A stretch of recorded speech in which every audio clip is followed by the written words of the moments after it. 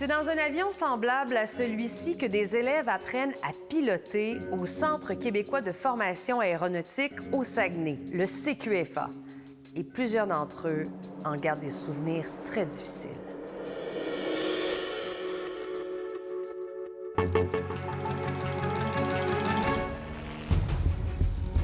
Je me suis dit, là, je reviens au CQFA, j'ai 29 ans, puis je pleure quand je sors de mes vols. Je pleure parce que je me fais dire à quel point que c'est pas ma place, que je suis pas bonne, que je comprends rien.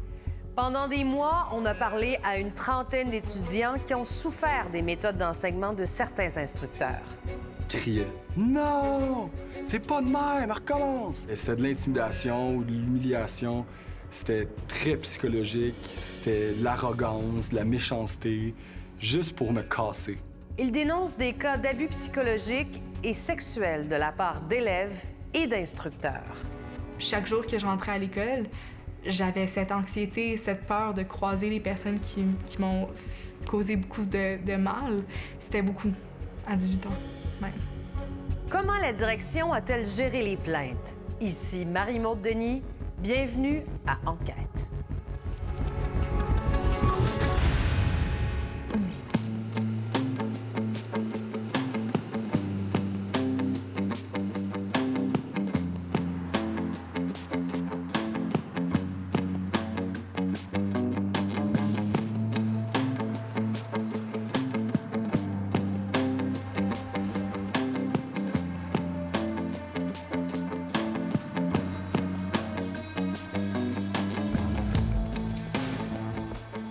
Marie-Maude, si t'es prête, on va te faire un petit briefing de sécurité pour le vol d'aujourd'hui.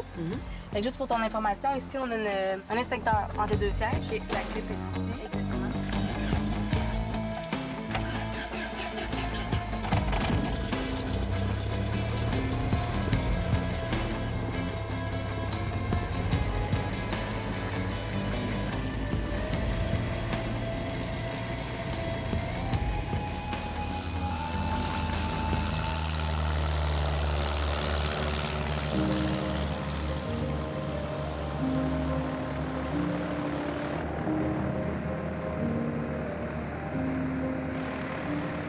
Hey, c'est beau, là. Beau, tout ce que c'est beau. Alors, on est où? Alors, présentement, ça, on est dans le parc de Laurentides, en direction de Saguenay. Puis là, on s'en va vers le Saint-Honoré, en fait, l'aéroport de Chicoutimi, où il y a le CQFA, le Centre de québécois de formation en aéronautique. Puis c'est là que j'ai appris à piloter. Ouais, le CQFA, c'est un cégep au Québec qui offre la formation technique de pilotage d'aéronef, tant hélicoptère, multimoteur IFR, puis brousse. Qu'est-ce qu'elle a de spécial, cette école-là? La plus grande école publique et gratuite du Québec pour apprendre à piloter. C'est une école qui est hyper contingentée. On dit qu'environ sur 400 applications, il y a que 10 d'étudiants qui sont dedans. Information trafic pour les zones d'entraînement de Saint-Honoré, 1972, Golf, Alpha, Golf, Novembre. On est présentement à 4400 pieds, on descend pour 2000 pieds. Trafic en conflit, contactez Golf, Alpha, Golf, Novembre. Ça fait combien de temps que t'as pas volé ici? Ben, ça fait quand même là, déjà 2 ans. Ouais, ça fait un bon 2 ans. Et voilà. C'est le CQFA. Qu'est-ce que ça te fait de voir ça? Ben, c'est sûr que ça parle, hein? Puis ça ramène des bons puis des moins bons souvenirs. Moi, j'ai eu de la peine, CQFA. Ouais, j'étais triste. Triste. Ouais. Regarde, on en parle, c'est ça, je viens super émotive. Ouais. Fait que je souhaite que c'est ça qui change, puis qu'il y a des gens qui aient plus de mauvaises histoires en allant au CQFA. Que les gens en ressortent, la majorité, avec des beaux souvenirs, tu sais. Vraiment. Moi, je souhaite, dans le plus profond de moi-même, que cette école-là change pour le mieux, tu sais.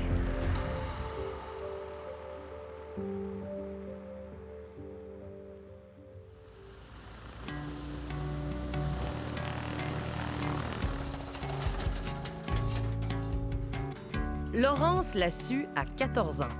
C'est venu dans la première fois que mes parents nous ont emmenés en voyage, mes sœurs et moi. On est embarqués dans un avion, puis au moment où on est du décollage, dans le fond, quand les pilotes ont mis plein gaz, j'étais revirée vers mes parents, puis j'ai fait c'est ça, je veux m'asseoir en avant, c'est ça que je veux faire. Mais une formation qui coûte plus de 100 000 $, c'est pas pour tout le monde. C'était pas une option pour moi d'aller débourser ces montants-là, là, quand même, qui sont des bons montants pour devenir pilote d'avion. Puis on a su qu'il y avait un cégep qui offrait la formation là, de pilote d'avion. Le Centre québécois de formation aéronautique, ça fait partie du cégep de Chicoutimi. C'est une école nationale qui permet depuis plus de 50 ans aux jeunes Québécois de toutes les classes sociales de compléter une formation de 3 ans pour devenir pilote de brousse, d'hélicoptère ou de ligne. J'ai ce sentiment-là aujourd'hui de chance que j'avais quand j'ai découvert que cette école-là existait. Puis toute l'ouverture puis le rêve qui venait avec ça.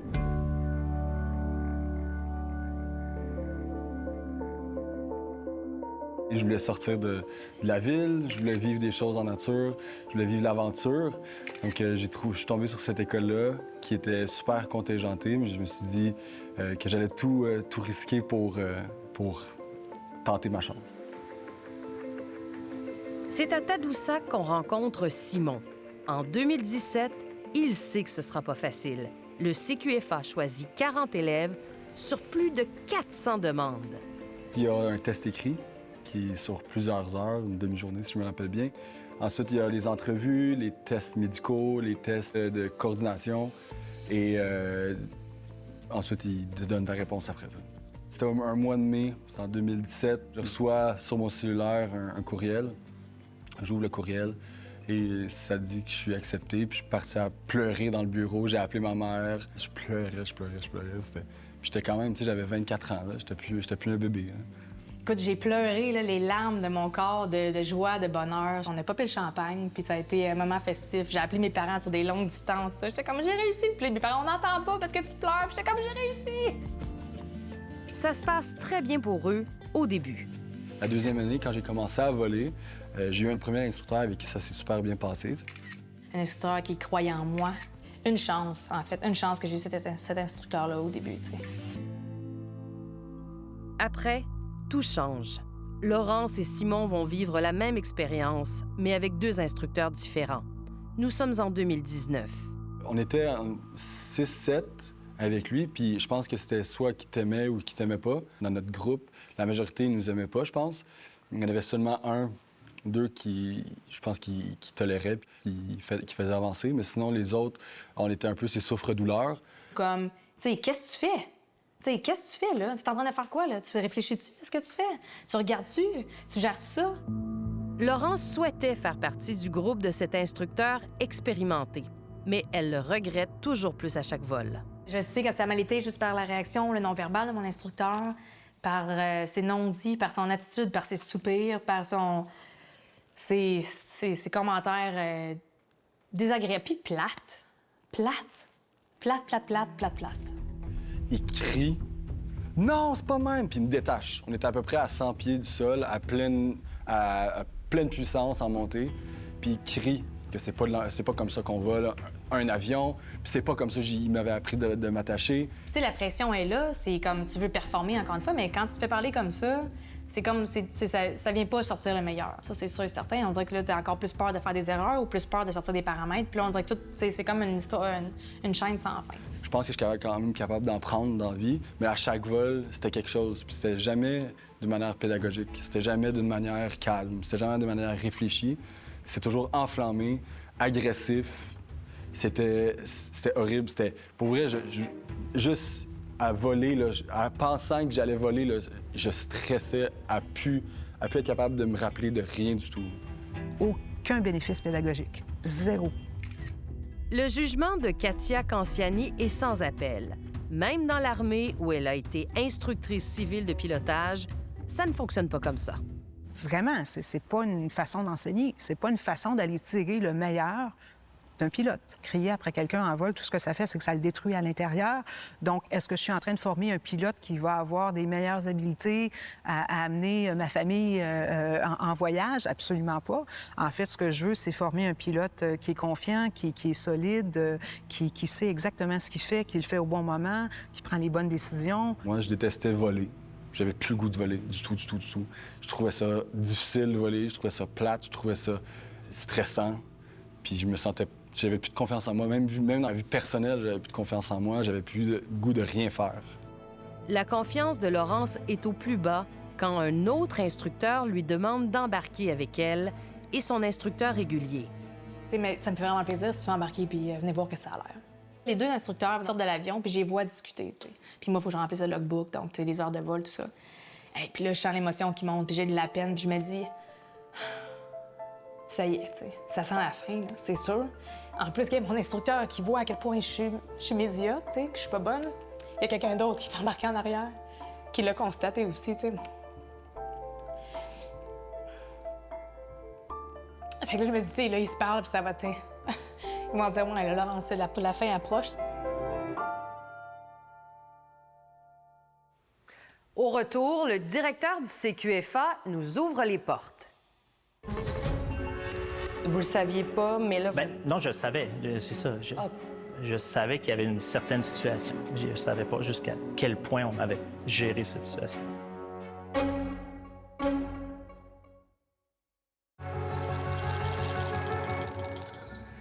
Pendant des mois, on a parlé à des anciens du CQFA qui tiennent à souligner à quel point la plupart des instructeurs sont compétents. Par contre, ils dénoncent une culture malsaine chez certains de ces instructeurs, culture qui serait tolérée par la direction. For the last traffic, can you repeat your altitude, please? Okay, I have you inside. Il y a un an, le petit monde du CQFA a été secoué. Une élève pilote et son instructeur se sont écrasés au bord d'une piste de l'aéroport. Les deux en sont sortis sans blessure grave. Nous avons tenté de parler à l'élève pilote, mais elle a refusé.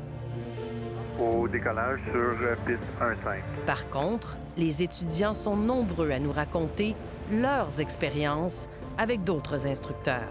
T'essayes de piloter, là. C'est pas facile. Puis ils criaient sans arrêt. Laurence et Simon ne sont pas les seuls à avoir vécu des choses pénibles au CQFA. J'étais tellement stressé, là. Puis ensuite, ils criaient « Arrête d'être stressé! » C'était de la manipulation psychologique. Une trentaine d'étudiants se sont confiés pour cette enquête. T'es sérieux? Tu vas commencer ton approche comme ça? Ça va donner une approche de merde. Ils nous ont parlé d'une demi-douzaine d'instructeurs en particulier. On revenait de vol en pleurant parce qu'on était terrifiés de notre expérience de vol. Ça se passe entre ciel et terre, dans un tout petit cockpit. Ah, c'est calice, tu sais pas ce que tu fais. Je chuisais complètement, il frappait des objets dans le cockpit, le plafond, les portes.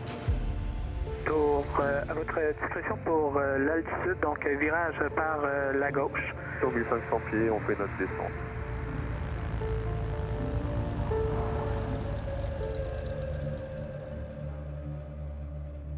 Moi, le CQFA, je l'ai tatoué sur le cœur. C'est une fierté pour moi d'être directeur du CQFA.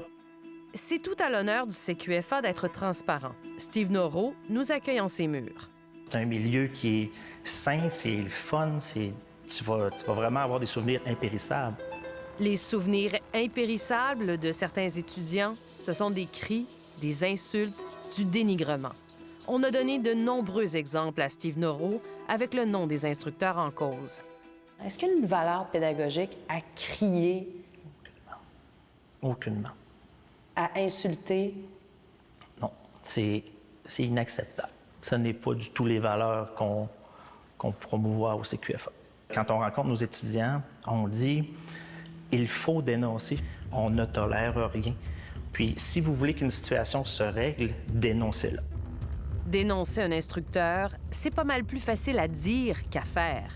L'instructeur a un pouvoir énorme, parce que c'est lui qui va décider si t'es bon ou pas bon. C'est lui qui va te donner une note, c'est lui qui va te recommander à la fin pour le test en vol de Transport Canada. Fait que si jamais ton instructeur, tu te plains trop ou que tu le confrontes trop, ben il y a toujours le dernier mot. Il peut toujours dire « ben non, je te recommande pas ». Fait que dans le fond, après ça, c'est délicat de le challenger, c'est délicat d'aller parler. Malgré tout, Simon et Laurence vont trouver le courage de confronter leur instructeur. Après une conversation que j'ai eue avec lui, où est-ce que je l'ai confronté sur sa manière de faire, je m'étais fait dire « Écoute, regarde, Simon, t'es pas fait pour ça. Je pense que c'est clair, t'es pas fait pour ça. Peut-être qu'il faudrait que tu considères changer de domaine. » Puis j'étais parti de l'école. Je suis allé en voiture, je suis allé me stationner ailleurs, puis j'ai commencé à pleurer dans mon char. J'ai 29 ans, puis je pleure quand je sors de mes vols. Je pleure parce que je me fais dire à quel point que c'est pas ma place, que je suis pas bonne, que je comprends rien. Fait que je me dis, hey, tu sais, non, t'es capable. T'as passé à travers d'autres affaires, t'es capable d'amener ça sur le sujet. Puis là, on rentre dans l'école, mon instructeur puis moi, puis là, on revient, on arrive dans le bureau, puis je dis... Puis, tu sais, je me sens un peu mal de dire ça, mais je pense vraiment que la pression que tu me mets, ça m'aide pas. Puis ce jour-là, il y avait mon cartable d'étudiant dans ses mains, puis tu sais, il l'a garoché, puis il a dit « De quoi tu parles? » Il dit « T'es vraiment en train de dire que, genre, t'es pas bonne, puis ça va être de ma faute, tu sais? » La solution que j'ai trouvée à ça, c'était d'aller en parler avec la direction. Il y avait beaucoup de plaintes à son sujet, puis moi, ce que je me suis fait dire, c'est que cet instructeur-là était juste comme ça. C'est la manière qu'il était, c'est la manière qu'il enseignait, puis ils peuvent pas faire grand-chose, la direction. Alors que son estime d'elle-même comme pilote est en chute libre, Laurence croise l'autre enseignant, celui qui était monté comme observateur avec elle et son instructeur régulier. Puis il m'a dit « Il faut que je te reparle du vol, tu sais. » Mais ça reste qu'il a été impressionné par mes performances, puis tout ça. Puis il a vu le potentiel de moi cette journée-là. Mais il a aussi vu, tu sais, il m'a dit « Si moi, il m'avait parlé comme ça, j'aurais mis mon poing au visage. » T'sais. Puis ça, c'est quelqu'un qui travaille à l'école qui me dit ça. C'est un autre instructeur. Un autre instructeur, tu sais. Fait que je me dis, tabarouette, on tolère ça, nous autres. Tu sais, on subit ça tous les jours. Pourquoi? Pourquoi? À chaque fois qu'une situation, que ce soit cet instructeur-là ou d'autres instructeurs qui nous sont rapportés, on a toujours agi dans l'intérêt de nos étudiants. Mais les actions sont tellement confidentielles que c'est peut-être même pas clair pour le directeur lui-même. On lui parle des gestes d'un instructeur qui n'est ni celui de Laurence, ni de Simon. Vous n'êtes pas au courant qu'un groupe d'étudiants a porté une plainte formelle contre cet instructeur-là? À ma connaissance, j'ai jamais eu de plainte formelle. On a eu des informations qui ont été gérées par la direction de l'enseignement. Alors, selon cet étudiant-là, il y a eu non seulement une plainte, mais il y a eu une rencontre avec vous. Oui, c'est ça. C'est pour ça que je dis, on a eu au fait de situation. Mais la manière que ça a été géré ensuite de ça, c'est par la direction de l'enseignement. Vous le saviez pas, mais là... Non, je le savais, c'est ça. Je savais qu'il y avait une certaine situation. Je ne savais pas jusqu'à quel point on avait géré cette situation.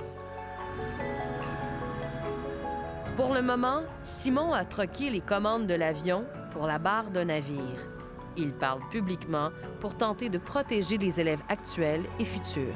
Donc je pense qu'en bout de ligne, non, bien que les instructeurs, certains instructeurs qui sont un problème fondamental dans le climat de terreur du CQFA, l'organisation n'a pas fait les démarches nécessaires pour protéger ses étudiants pendant trop longtemps. Laurence, elle, a réalisé le rêve de ses 14 ans. Premier officier d'une grande compagnie aérienne, elle s'assoit en avant de l'avion. Mais malgré sa réussite, elle n'est pas complètement guérie de son passage au CQFA. Dernièrement, comme 3-4 mois, je m'en rappellerai toujours, à partir de Portland, on est rendu à l'altitude de 25 000 pieds, puis mon commandant, il prend du recul, puis il me regarde, puis il me dit « Laurence, je peux te dire quelque chose? » Puis là, je me dis « Oh my God!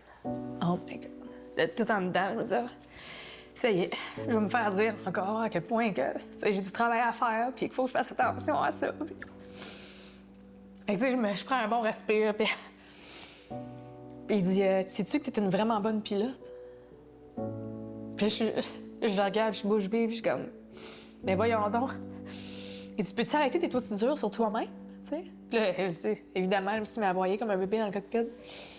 Puis je me dis « Mon Dieu, je peux pas croire. » Tout ça, c'est à cause de mon parcours au CQFA, les blessures que j'ai eues.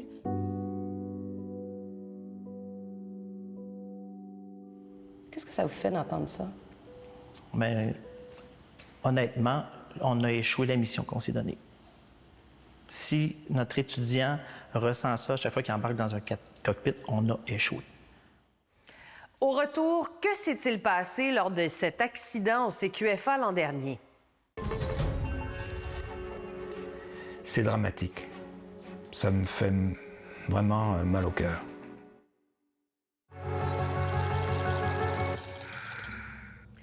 C'est pas toujours en criant et en sacrant que des instructeurs ont humilié et dénigré des élèves pilotes au CQFA. Ça peut aussi se faire sur le ton de la blague. Mais selon le contexte, disons après un grave accident, ça ne fait pas moins mal.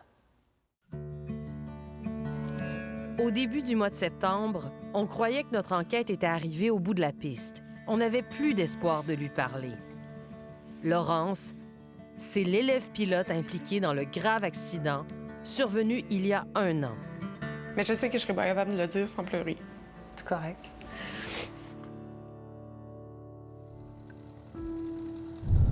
C'est arrivé le 21 octobre. Je devais faire une évaluation en vol avec un instructeur différent de celle que j'avais à l'habitude. Ça se passe dans un avion comme celui-ci.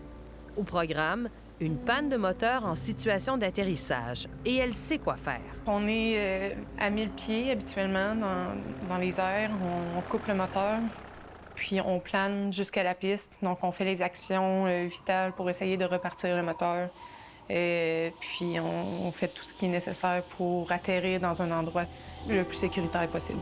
Bien sûr, l'avion n'atterrit pas. L'équipage doit remettre les gaz et reprendre de l'altitude avant de planer trop bas. Moi, avec mon autre instructrice, j'avais jamais été aussi basse. Je me souviens de m'être dit, il me semble on est proche des arbres. Puis on a passé ces arbres-là, mais finalement, il y en avait d'autres qu'on voyait pas bien après. Puis l'aile basse les a attrapés, donc on s'est écrasés. On s'est fermé les yeux. Ça a brassé. On s'est ouvert les yeux devant un avion qui était complètement détruit. Tu pensais-tu que t'allais mourir? Ça n'a même pas eu le temps de me traverser l'esprit. Parce que quand j'ai ouvert mes yeux, on était vivants, puis ça n'a même pas eu le temps de me traverser l'esprit. Elle est vivante, mais est-ce la fin de son rêve de pilote? La journée même, je trouve que la crise a été super bien gérée. Les urgences ont été appelées rapidement. On était encore en ambulance à l'hôpital, que j'avais déjà accès à des services psychologiques du cégep. Le choc, elle le vit avec l'instructeur David Gagnon. Au moment de l'accident, c'est le chef pilote et le directeur de l'enseignement du CQFA depuis 7 ans. Sur le coup, moi, dans ma tête, on partage quelque chose. On partage un moment que personne d'autre peut partager. La fin de semaine, il m'a appelé pour savoir comment j'allais. J'avais jamais été aussi bas. Donc, à ce moment-là, c'est sûr que je suis complètement déstabilisée. C'est dramatique. Ça me fait vraiment mal au cœur. On a consulté Didier Féminier. Il a une longue feuille de route comme pilote, instructeur notamment au CQFA et enquêteur au Bureau de la sécurité des transports. Une simulation d'atterrissage forcé ne doit jamais se transformer en atterrissage forcé réel. L'aile basse les a attrapés, donc on s'est écrasés. Dans cette situation-là, c'est une faute impardonnable de la part de l'instructeur. David Gagnon l'admet sans détour. Le commandant de bord, il est responsable. Le commandant de bord, c'est un moi, c'est clair. Il n'y a pas aucune ambiguïté à ce niveau-là. Mais c'est ce qui se passe après qui va encore davantage bouleverser Laurence. La semaine après, on a eu un débrief en classe avec tout le monde. Mais ce retour sur l'événement devant ses 80 collègues devient une séance où David Gagnon livre sa version et Laurence se sent blâmée. Puis je me suis fait donner une note de 3 sur 5 devant tout le monde. Je me suis fait dire que je m'étais pogné le beigne quand il m'a donné une première panne moteur. J'avais seulement 12 à 15 heures de vol, fait que je commençais juste à apprendre à voler. Il y a personne, je pense, qui se sent solide à ce moment-là. En tout cas, pas moi. C'est infâme, OK? C'est infâme de mettre une femme comme ça devant tout le monde, devant les 90 élèves et plus les instructeurs, et de mettre le blâme comme ça sur elle, alors que son comportement n'a aucune incidence sur ce qui s'est passé. Du tout, du tout, du tout. Alors, l'instructeur en cause a dit que l'étudiante s'était pas trop forcée dans sa manœuvre qui a précédé la collision de l'appareil avec les arbres. Vous vous souvenez qu'il a dit ça? Oui. L'instructeur en question est connu pour un peu ce ton-là. Donc, c'était dans sa façon de décrire la situation. Laurence passe l'éponge, mais chaque jour, elle angoisse. quand se sentira-t-elle prête à remonter dans l'avion? Une semaine après, le vendredi, il est venu faire une rencontre annuelle qu'il fait avec tous les groupes. Et à la fin, il dit j'aimerais revenir sur les événements de la semaine dernière. Puis je lève ma main puis je dis j'y tiens pas. J'ai manifesté que j'avais pas envie parce que je suis là, je suis dans la classe, je suis assise, je l'écoute, il est devant moi, je suis impliquée dans ce qu'il va dire. Puis j'ai pas envie d'en reparler encore. Une semaine après, c'était encore récent, mais moi, j'en avais jusque-là. Là. Puis il a répondu qu'il allait faire abstraction de ma présence pour dire ce qu'il avait à dire. Comment t'as perçu ça? Énorme manque de respect. C'est certain que si j'avais été moins sur le pilote automatique ou dans un état second, t'as-tu de la fatigue, sûrement du stress là-dedans, etc. Puis bon, un peu de frustration par rapport à la convocation du cégep, que j'ai dû modifier des choses puis faire des rencontres plus rapidement, etc. Cette convocation du cégep, il nous explique que c'est pour lui annoncer sa suspension le temps d'une enquête. Au bout de 5 mois, David Gagnon démissionne. Moi, je voulais juste avoir un parcours normal, je voulais juste faire mes vols, faire mes affaires, puis me faire traiter comme avant. Je voulais pas être celle qui attire l'attention. Fait que ça a été extrêmement difficile. Je me suis beaucoup sentie seule parce que même si j'ai beaucoup de monde autour de moi, il y a personne qui peut comprendre à 100%, sauf lui, qui est pas là, puis que je suis tellement fâchée après que j'ai pas envie de le partager avec lui au final. La jeune, c'est la seule chose que je pourrais faire puis effacer, ça serait de pouvoir la rencontrer puis de m'excuser. Je serais très heureux de ça. C'est certain que ça ferait ma journée plus que ma journée même. Laurence réussit à remonter dans l'appareil 6 jours après l'accident. On était juste censé démarrer le moteur, faire de la circulation au sol, une course au décollage si ça allait bien. Puis à un moment donné, j'ai juste arrêté d'écouter mon instructrice. Puis moi, ça me mijotait dans la tête. Je voulais voler, je voulais casser la glace tout de suite. Fait que j'ai demandé, j'ai dit, est-ce qu'on peut faire un circuit par la droite à 500 pieds avec une panne moteur en mi-vent arrière, qui était exactement le scénario de l'accident, parce que je voulais casser cette peur-là tout de suite. Puis elle était très surprise, mais très fière que je le demande.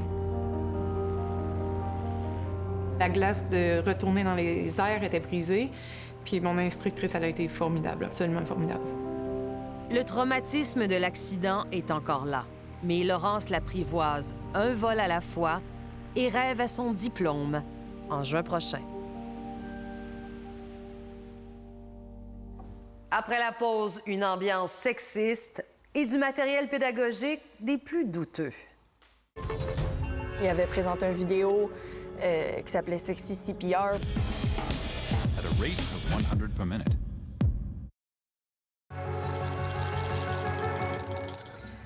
On vous a parlé de ce qu'on peut appeler des abus psychologiques, mais des femmes ont subi une autre forme d'abus au CQFA. Voyons ce qu'en a fait la direction. Pendant leurs études au CQFA, Simon et Laurence ont reçu des confidences troublantes. J'ai une étudiante, une amie qui est venue me voir à un moment donné, dans le vestiaire, puis elle était désemparée. Là. Elle se faisait toucher les cuisses en vol, en plein hiver, soi-disant parce que l'instructeur voulait vérifier si elle avait des combines en dessous de ses pantalons. J'en revenais pas encore que ça arrive. Puis je me disais, faut que tu ailles parler. Mais tu sais, la position de pouvoir que les instructeurs ont par rapport à nous autres, c'est tu te plains. Ça se peut que tu finisses pas le CQFA. Je suis en train de finir mon cours comme pilote de brousse. Je dois faire des heures de vol avec un instructeur pour me préparer au test en vol final. Katia Canciani est devenue la première femme à compléter la formation de pilote de brousse au CQFA. C'était il y a 32 ans. Elle a vécu une situation semblable avec un autre instructeur. Cet instructeur qui est assis à côté de moi, que je connais pourtant, se met à me palper les jambes, littéralement, se met à me toucher les jambes pendant que je vole. J'étais vraiment sous le choc. Le vol a fini. Ça m'a beaucoup troublée. Et ça recommence au vol suivant. Il y avait aussi des messages qui me passaient après les vols où là, il me disait que on pourrait aller dans le bois ensemble, se promener. C'était comme complètement... Je comprenais même pas d'où ça venait. J'avais volé avec cette personne-là pendant toute une année. Et là, tout à coup, à la fin de mon cours, avec quelques heures de vol à faire, ça m'arrive. Je vais voir mon instructeur principal, mon instructeur de brousse, et je lui dis, littéralement, il veut pratiquement pas en entendre parler. Et deuxièmement, il me dit, ça va être correct. Donc, de pas m'en inquiéter, de pas en parler, de pas amener ça ailleurs. Et j'ai compris qu'ils allaient s'en parler entre eux. 30 ans plus tard, et même dynamique. Comme sa collègue a peur de porter plainte, c'est Simon qui le fait à sa place. C'était toujours des excuses du genre « Ah ouais, mais tu sais, il y a un drôle d'humour, cet instructeur-là. » Est-ce que vous avez entendu parler de cet incident, M. Norreau?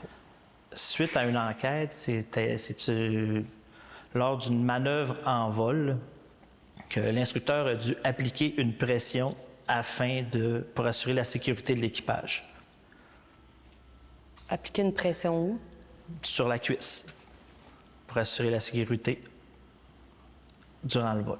Donc, l'instructeur prétend que c'était une manœuvre de sécurité? Nos cockpits sont très étroits, puis est-ce que durant la manœuvre, pour une question de sécurité, l'instructeur doit agir rapidement? C'est des choses qui sont possibles. Le CQFA n'a aucune trace de l'enquête dont parle Steve Norreau. Son explication paraît loufoque pour des pilotes que nous avons consultés.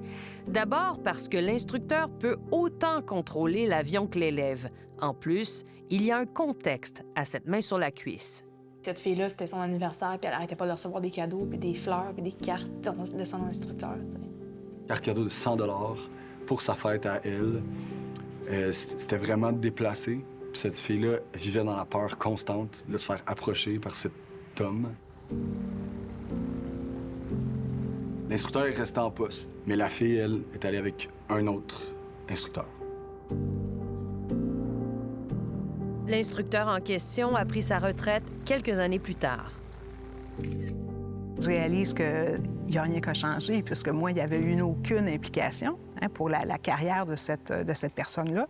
C'est aberrant de nos jours que nos jeunes filles qui veulent devenir pilotes d'avion professionnelles aient dans une école payée par le public et qu'elles subissent ça de la part de leur instructeur. Ça doit cesser.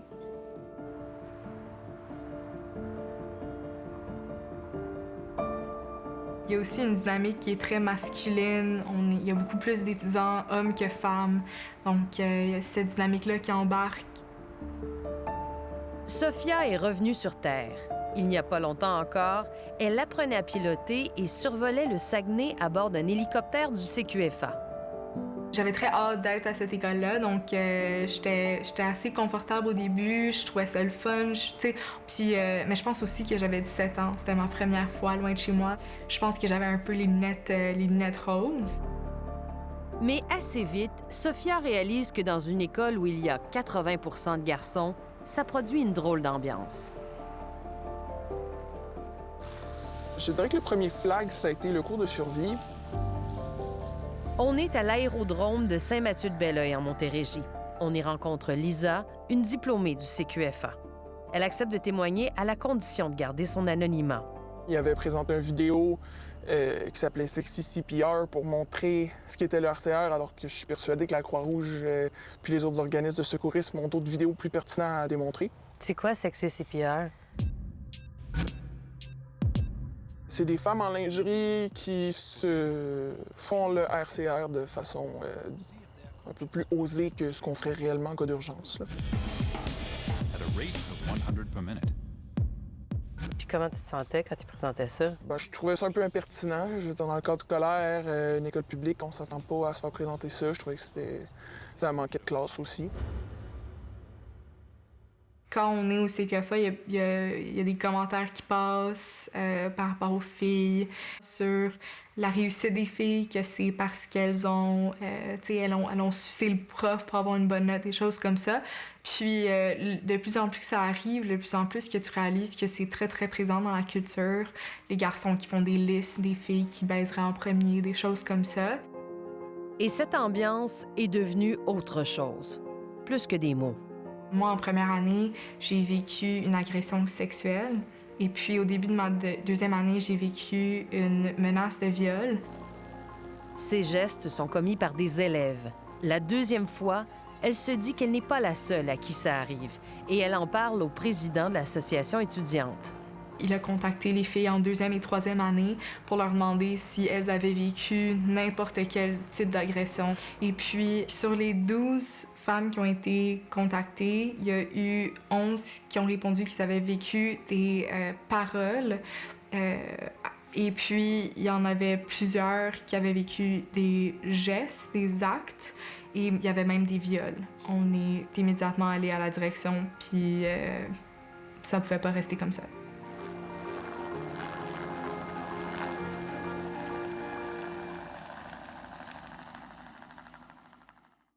Au retour, la prévention des violences sexuelles au CQFA. Balance ton quoi, un jour peut-être ça changera. Balance ton quoi. J'étais enragée, complètement enragée.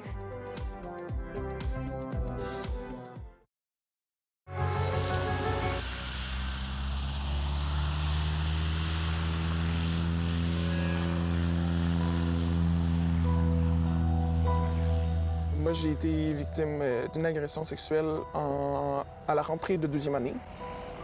Puis au début, je l'ai gardé pour moi. J'ai beaucoup joué la carte de la fille en contrôle. Je voulais absolument pas avoir... En fait, Lisa avait plusieurs raisons de se taire sur ce que lui avait fait subir son collègue de classe. Le CQFA, c'est un boys club. On te dit depuis le début que tu es privilégié d'être là, de te comporter comme il faut, de pas chialer. On te dit également que le CQFA est partout. Toutes les compagnies aériennes ont des hauts dirigeants qui ont été au CQFA. Donc là, c'est sûr que tu veux pas te tirer dans le pied en levant le flag, en attirant l'attention. Puis c'est pour ça que j'ai attendu, finalement. Tu réalises que c'est pas juste quelques mauvaises pommes, puis que c'est une culture, puis que c'est un rassemblement, une promotion de cette culture-là, puis que cette culture, elle s'alimente, puis elle continue, puis elle est supportée. À la suite de l'agression sexuelle qu'elle a subie, Sophia se dit que c'est plus important de sensibiliser tous les garçons que de punir les individus qui lui ont fait du mal. Surtout après le mouvement MeToo, c'était une belle chance dans un monde qui est très masculin, très homme, qui est dominé par les hommes. T'sais, c'était une belle chance pour nous de pouvoir avoir cette discussion sur le consentement, l'importance du consentement et l'importance du respect des femmes. Balance ton quoi.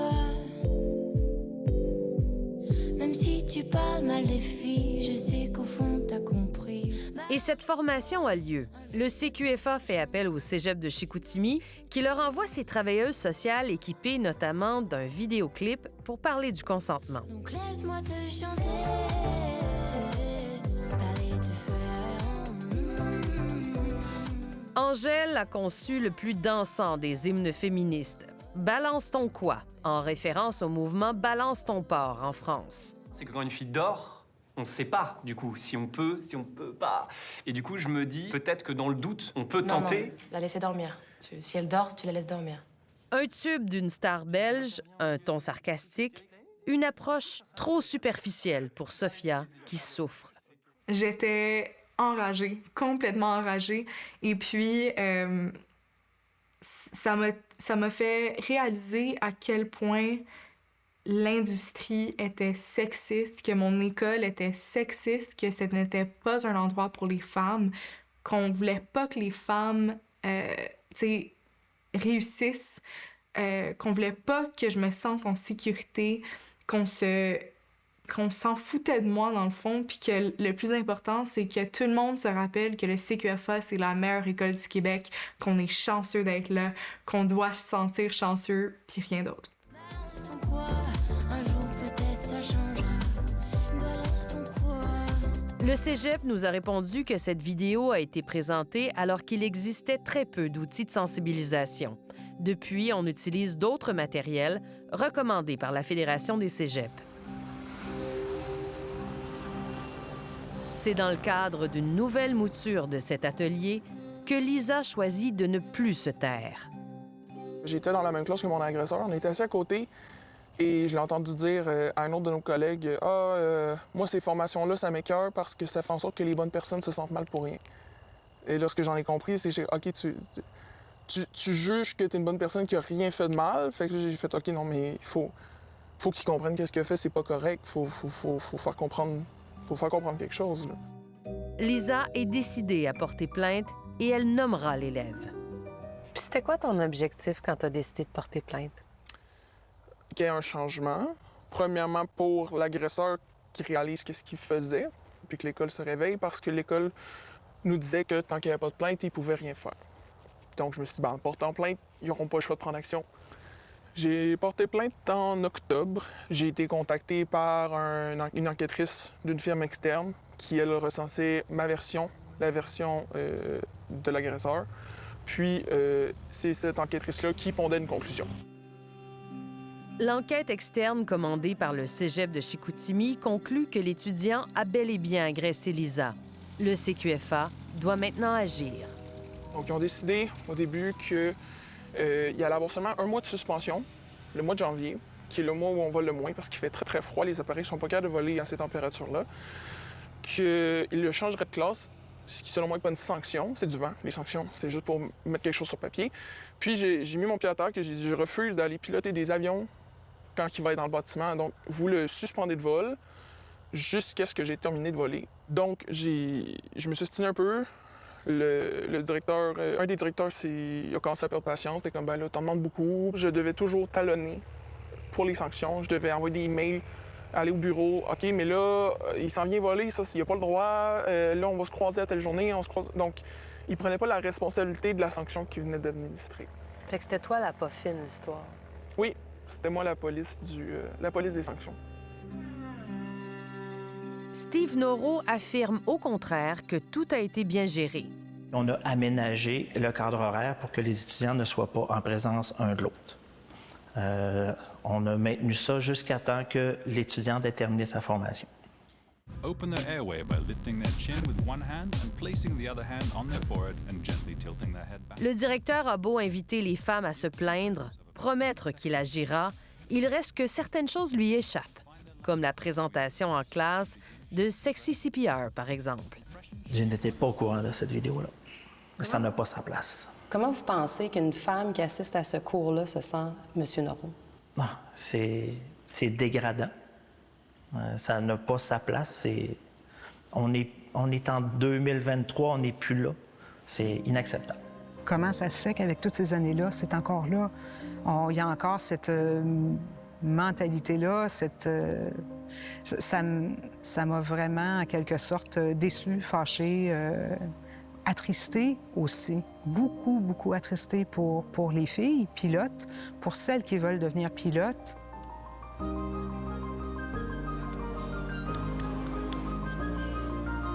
Aujourd'hui, Sophia est à Montréal où elle poursuit des études universitaires. La fin de son passage au CQFA a été une chute brutale dont elle se remet aujourd'hui. J'étais juste extrêmement frustrée d'être une femme en aviation. Ouais, d'être une femme en aviation, puis de ne pas être considérée comme une pilote, mais une femme en aviation, ouais. J'ai eu quand même un beau parcours malgré tout, j'ai eu du plaisir, mais évidemment, ça a teinté ma troisième année et ça a fait qu'à la fin, j'avais extrêmement hâte de quitter l'école. Après avoir gradué du CQFA, Lisa a été embauchée par une importante compagnie aérienne. Elle est peut-être en ce moment même au-dessus de nos têtes, en haut des nuages, aux commandes de son rêve qui se réalise à tous les jours.